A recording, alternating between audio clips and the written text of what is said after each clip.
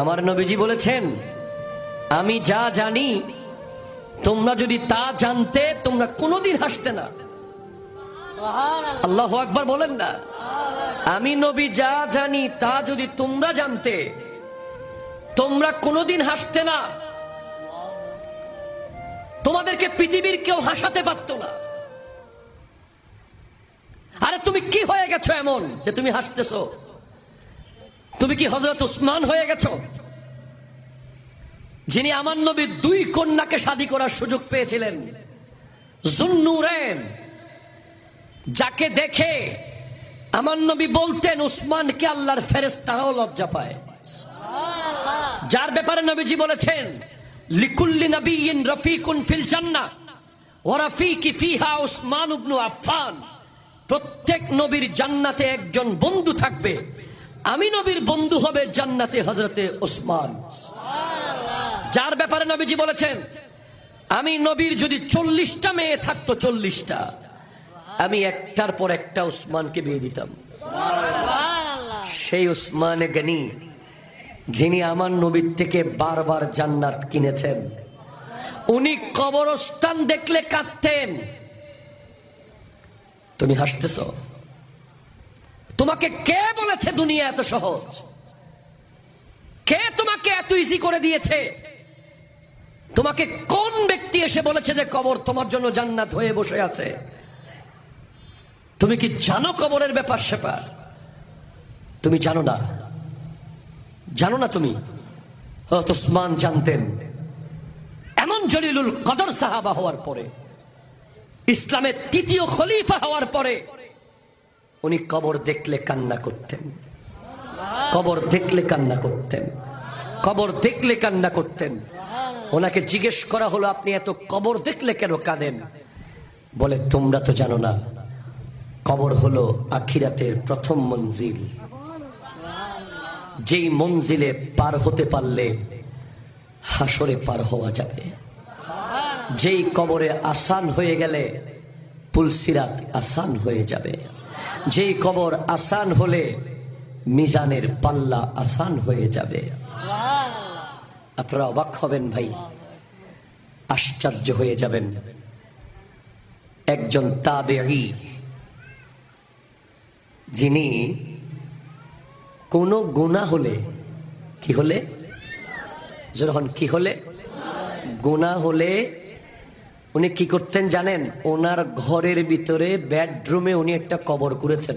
আপনারা ঘরের বেডরুমে গিয়ে যদি এখন কবর করেন, বিবি আপনাকে ঘরে থাকতে দেবে? সন্তানেরা মানবে? ওই তাবেঈ ঘরের বেডরুমে কবর করেছেন। সুবহানাল্লাহ পড়েন না?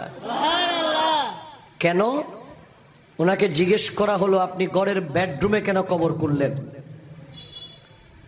উনি যখনই ওনার থেকে কোনো গুনাহ হয়ে যেত, বিন্দু পরিমাণ কোনো গুনাহ হয়ে গেলে, উনি নিজের কোরা কবরের ভিতরে ঢুকে যেতেন নিজে নিজে। ঢুকে উপরে দরজা বন্ধ করে দিয়ে কবরের ভিতরে পড়ে থাকতেন আর কান্না করতেন। কান্না করতেন আর কান্না করতেন। কান্না করতেন আর কান্না করতেন। কান্না করতে করতে যখন মনে হতো আল্লাহ বোধহয় আমাকে এবার ক্ষমা করেছে, তখন উনি কবর থেকে আবার উপরে আসতেন।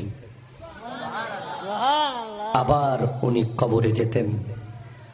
গুনাহ করার সাথে সাথে উপরে আসার পর নিজেকে নিজে বলতেন, হযরতে রবি, সুবহানাল্লাহ জোরে বলেন, হযরতে রবি, বলে, রবি তুমি শেষবারের মতো কবর থেকে উঠতে পারছো? কথা বুঝিয়েন। নিজেকে নিজে বলতেন, রবি তুমি শেষবারের মতো কবর থেকে উঠতে পারছো, পরের বার কিন্তু আর কবর থেকে উঠতে পারবা না। আবার যখন কোন গুনাহ, তো দূরের কথা, এনারা গুনাহ করতেন না, গুনার খেয়াল বা মনে যদি হতো যে আমি একটু আল্লাহর ধ্যান থেকে বোধহয় সরছি, আপনি খেলতেছেন, আপনি মজা করতেছেন, আপনি নামাজ বাদ দিয়ে ফেসবুকিং করছেন, আপনি রাস্তায় আড্ডা দিচ্ছেন, আপনি মোটরসাইকেল নিয়ে এলাকায় ত্রাস সৃষ্টি করছেন, আপনি করছেনটা কি ভাই? হযরতে রবি এক সেকেন্ডের জন্য আল্লাহর ধ্যান থেকে সরলে উনি সাথে সাথে কবরে ঢুকে যেতেন। ঢুকে গিয়ে কাঁদতে কাঁদতে কাঁদতে কাঁদতে কাঁদতে চোখের পানি শুকিয়ে যেত।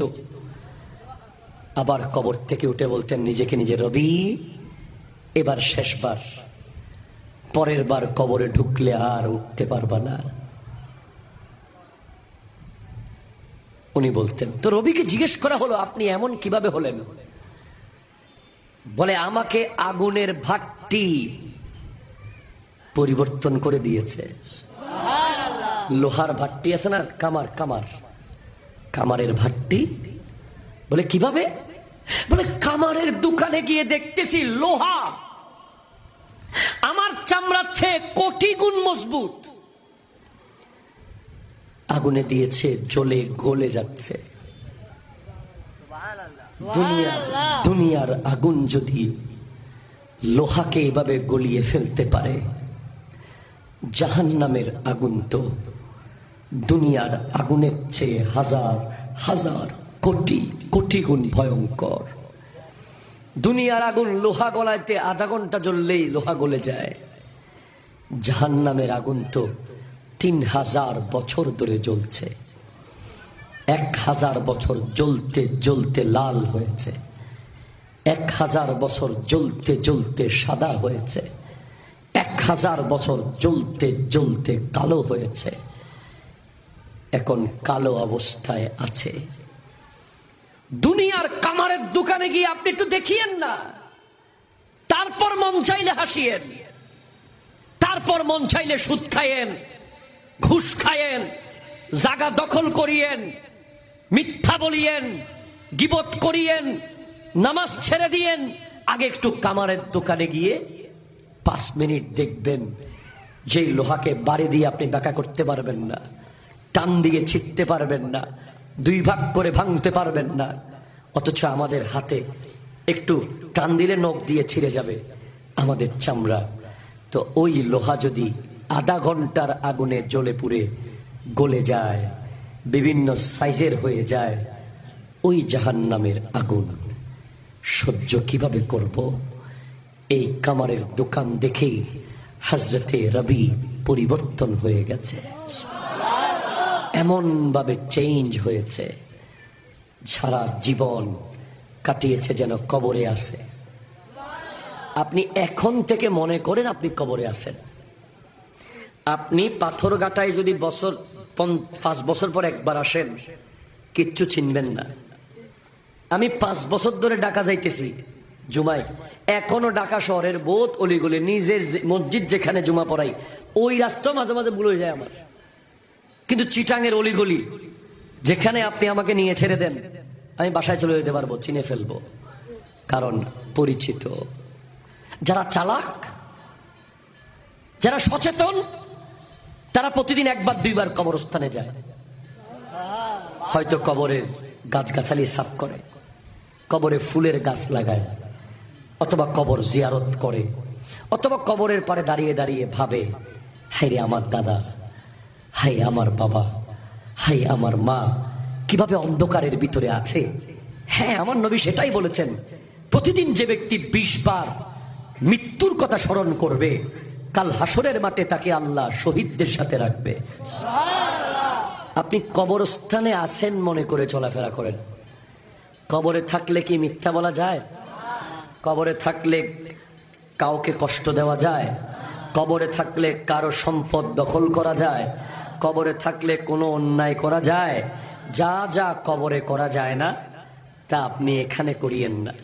যা যা কবরে করা যেতে পারে যদি আল্লাহ চায়, কোরআন তিলাওয়াত, নামাজ, নেক আমল, তা করে। ভাই শোনেন, তাহলে মুমিনকে, যে মুমিন, নেককারকে, যে মুমিন এবং মুত্তাকি।